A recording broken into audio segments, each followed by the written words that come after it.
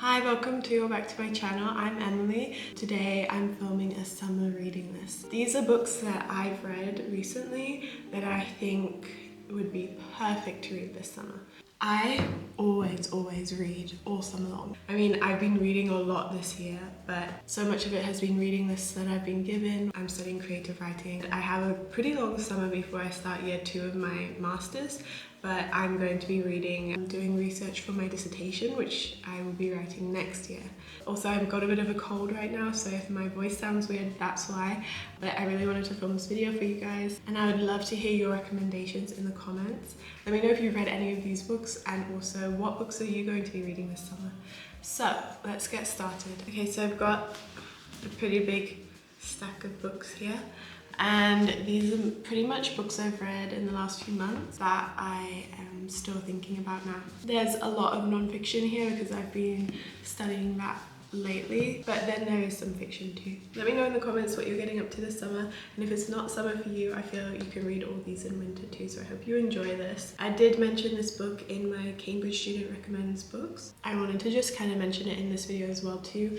It is, I think, the perfect book to bring away with you if you're going on a trip. It's pretty tiny, very thought-provoking. So it's in the margins on the pleasures of reading and writing by Elena Ferrante. You can kind of read it in little moments because it's separated into 4 essays. It's not super long, however it really makes you think, and it kind of delves so deeply into Ferrante's relationship with writing and reading, and it's super interesting, touches on feminist themes. She talks a lot about developing her voice as a female writer, and it's really interesting when you're reading a book and it kind of articulates something you've been grappling with. So she talks about like the frustration of writing and of trying to capture what is going on in your mind and like the very quick fleeting thoughts and capturing it on the page. And she talks about trying to find your voice as a writer, and she has this quote: "When I reread myself, I had the impression that a voice flitting around my head was carrying more than what had actually become letters," which is like a feeling I'd been having a lot this year. And it's really interesting to see, you know, a very prolific, amazing writer, to hear her kind of struggles and frustrations with writing.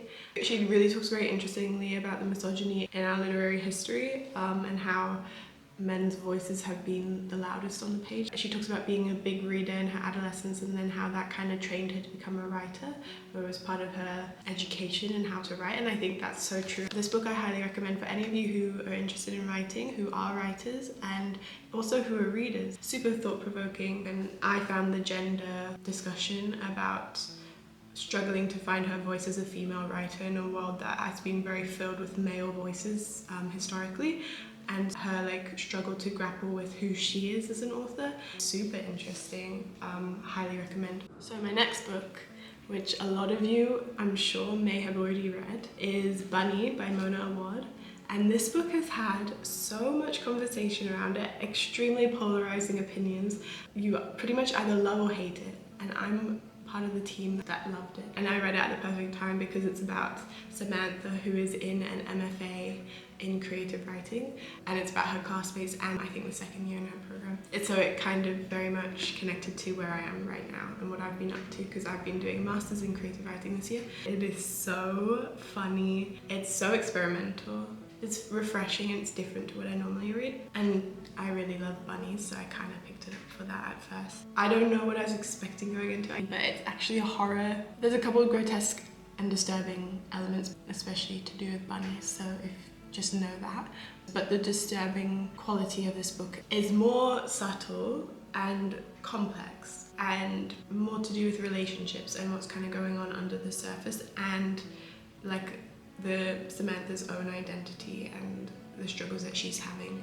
That forms the basis for the horror element of this book. So in the book, Samantha's in a female-only cohort of fiction writers. The girls in her group call each other Bunny. There's a very interesting kind of dissection of female friendship and cliques and mean girls and kind of like under the surface drama that goes on amidst these female relationships.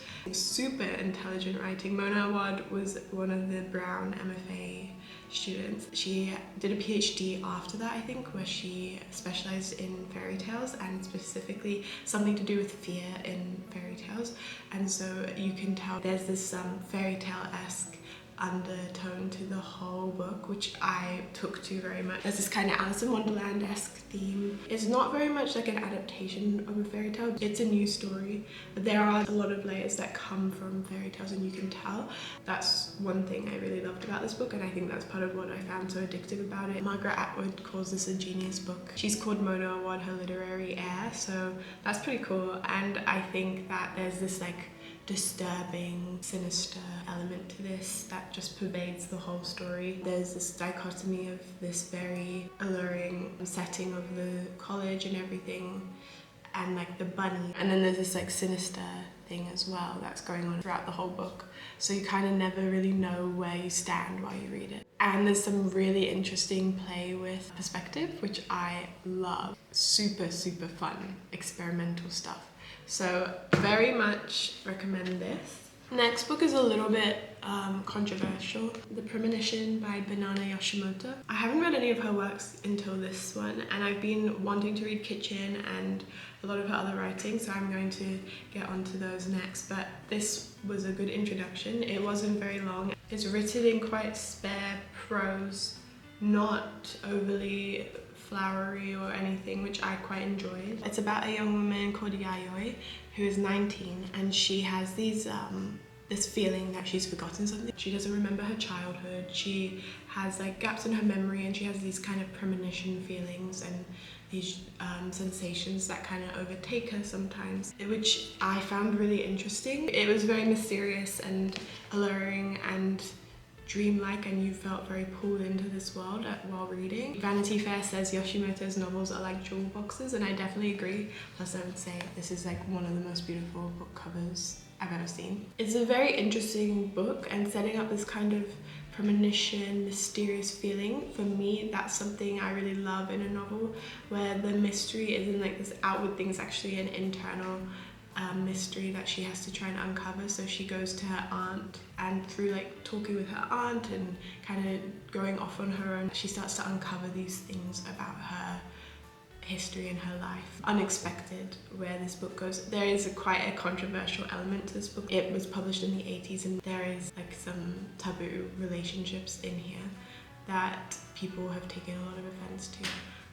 But aside from that, I did think it was really beautiful writing, stunning prose, and it's very imagetic and sensorial. And when I started reading it, I just felt really drawn to her style of prose, so I'm really curious to read more of her books in the future. And I would say the first half to me was better, because this mystery was kind of like hovering. The book became something a little bit different later on, which I didn't enjoy as much as the beginning. So back to essay collections. I'm a big fan, huge fan of essays. I love writing them, I love reading them. And so one of the best essayists of our time, I think, is Zadie Smith. I've read quite a few of her essays, but this is a nice little collection that I feel is a great place to start with her work. Intimations. It's 6 essays she wrote during like the beginning of COVID, the pandemic time, so I think they all kind of take place in 2020, and it's strange to revisit that time because obviously it was such an intense period of time. I think this is going to be one of those books that kind of captures a unique moment in our shared, history, and years from now this will probably be quite an interesting reference. It still feels like we're not that far away from that time. I really like the first essay on peonies. Her last essay is called Screen Grabs, and it's like a collection of 6 or 7 different character sketches of people in her neighborhood, and I thought she did that really well. And the way she writes is really idiosyncratic and so distinct to her voice, and like she paints a really specific picture in a way that is very noticeably her own style. And I love that about Zadie Smith. It goes into the politics of the time, it goes into what was happening culturally and what was happening in America.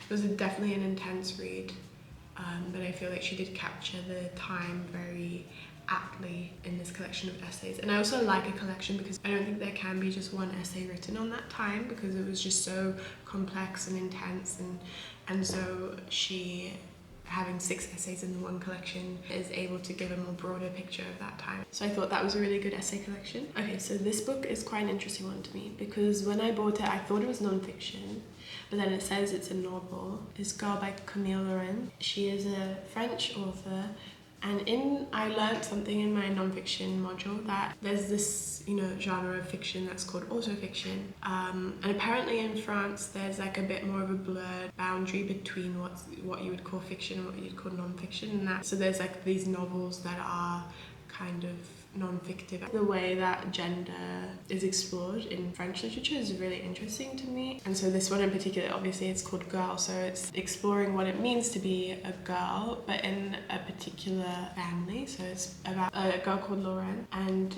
she grows up in Rouen. She's born in 1959, so obviously it's a different time to now, but a lot of the topics that are brought up in this novel are still quite fitting for the world we live in now, which is kind of crazy. It moves through Laurence's life from birth, and it's also in second person from in the beginning. I don't think that continues through the whole thing, but like it talks about baby Laurence as a you, and I found that really interesting. I think this is quite an experimental work as well. By the end of the book, we read like Laurence has a daughter. Her daughter growing up in the 2000s reflects a lot back to her adolescence. It's a really interesting like weaving of female stories, because we read about Laurence and her sister and her mother, and we read about kind of the gender norms that are at play here in these different women's lives. And it is a disturbing read because there's a lot of sexism, a lot of misogyny, a lot of like difficult elements to read in this book, but I think it's a very thought-provoking read, and I think it would be a great book club read to kind of discuss. The style of the writing is really interesting. I am very much took to the prose style. Some people found it slow at certain points, but I found that I was very like immersed in this book the whole time. It's very much in the style of literature that I am a fan of, and I think Camille Laurent took on a challenging subject, and she took on quite a like epic story. Yeah, so on the back it says, masterful in her analysis of the subtle and obvious ways women are undermined by a sexist society, Camille Laurent lays out her experiences of the past 40 years in this poignant, powerful book. Girl is at once intimate and sweeping in its depiction of the great challenges we face, such as equalizing the education system and transmitting feminist values to the younger generations. This was a great, very personal, very specific depiction of girlhood. Talking about girlhood and French writers, I can't not mention Annie Ernaux. So I started reading The Years, and this is non-fiction, but it feels super aligned to this. So I do feel that the boundaries and barriers between fiction and non-fiction are very subtle. Annie Ernaux is very famous for being a memoirist. This book narrates the years of her life between 1941 and 2006, so it's super impressive, spans a huge amount of time again.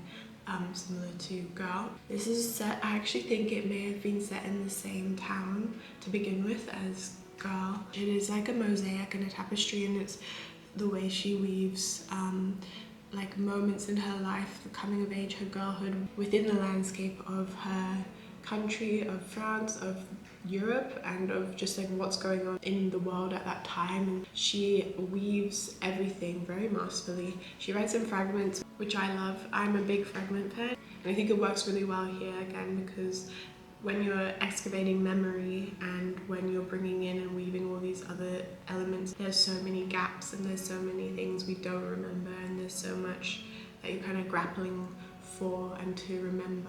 She writes tiny fragments to begin with, like these tiny little, very short moments. Like once she starts writing about her childhood, she describes a photo in a photo album, so she'll constantly return to these photos of herself through these different years of her life.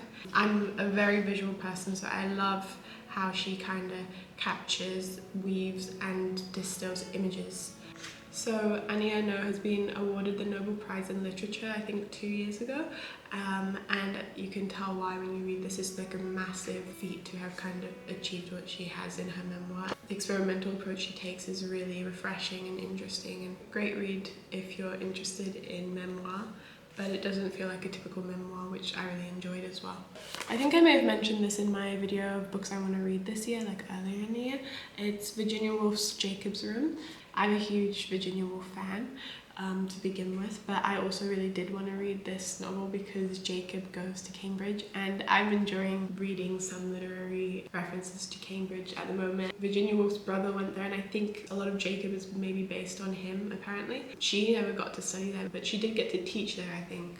This book is a very experimental novel. If you've read other Virginia Woolf novels, they do have experimental leanings as well, but I think this one was before like To the Lighthouse and the Waves and Mrs. Dalloway. I found the experimental approach very fascinating. I love seeing authors grapple with like new ways to write and to tell narratives. This novel to me felt like a giant character sketch of Jacob and all these people he was connected to. You see him through his own eyes, but through also these other characters, so many characters and all these acquaintances and closer relationships he has. You see him through their eyes too, and I think there's something so interesting about that approach. Also unique, you don't see that in a lot of novels. Jacob isn't a particularly likable protagonist. It felt like she really knew who he was, and her sketches were fleeting and brief of all these different characters, but Jacob was obviously like the main thread through this whole novel, and the other characters felt very real to me. But you're not necessarily reading about them when they're with Jacob. You're reading when they're in their own time thinking about him or catching a glimpse of him. Virginia Woolf said something about how you can never really know a person, and so this book dissects that, where you see all these different opinions of him and these different perspectives and how everybody paints a portrait of him in their own way. Very disparate perspectives and disparate moments all coming together to form this kind of portrait that is confusing and that is not necessarily blended, and because of that it ends up feeling more realistic. Not that many authors play around with the fact that we may not know the character, we may not ever know the protagonist even by the end of the book. I'm a big fan of Virginia Woolf. I really enjoy her writing. It's fun to read light-hearted things, but then there's times where you want to read something that is going to really make you work while reading, and this is one of those books. I do recommend this. I think it's an acquired taste, like much of her writing, but I think it's a fascinating read. Maya Angelou, All God's Children Need Traveling Shoes.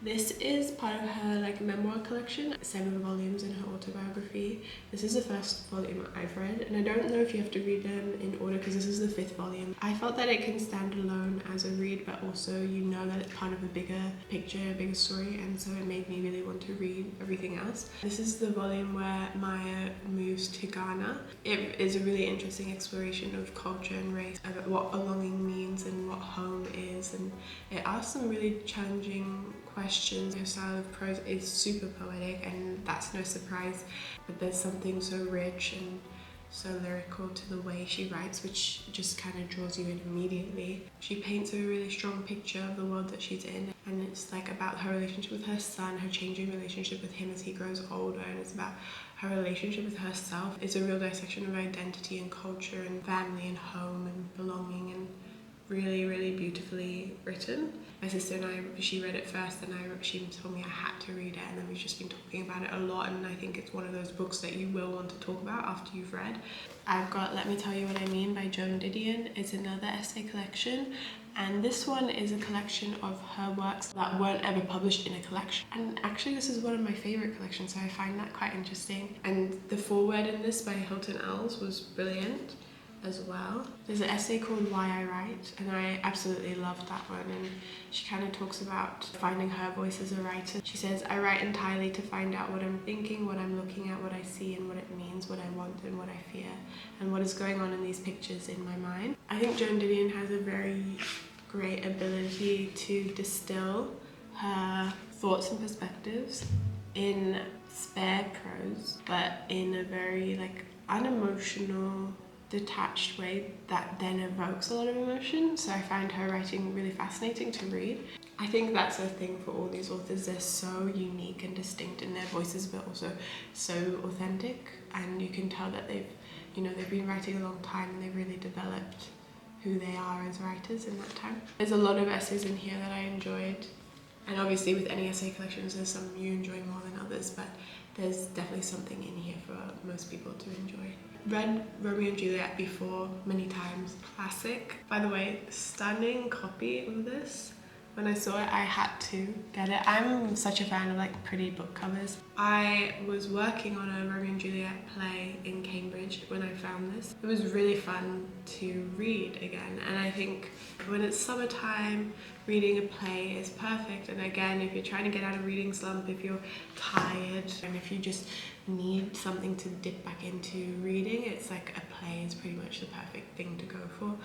Romeo and Juliet is such a classic, so I really enjoyed reading that again, and I'll probably be reading some more plays this summer. Thank you so much for watching. I hope you enjoyed this, and I love talking about books on my channel, and I love hearing what you guys have to recommend as well. I've been reading so many good books from your recommendations in the comments, so please leave any books that you're reading this summer or any ones that you would recommend in the comments below. Tell me if you've read any of these, what do you think about them? And also, any bunny readers out there, please tell me your thoughts. No spoilers in the comments, but I love hearing what people think about that book. So yeah, thank you for watching. I'll see you again very soon with another video, and I do have another book video coming out of books I want to read this summer, which I think a lot of them are up here, and I'm very excited to get onto my personal reading list. Have a wonderful day, and I'll see you soon.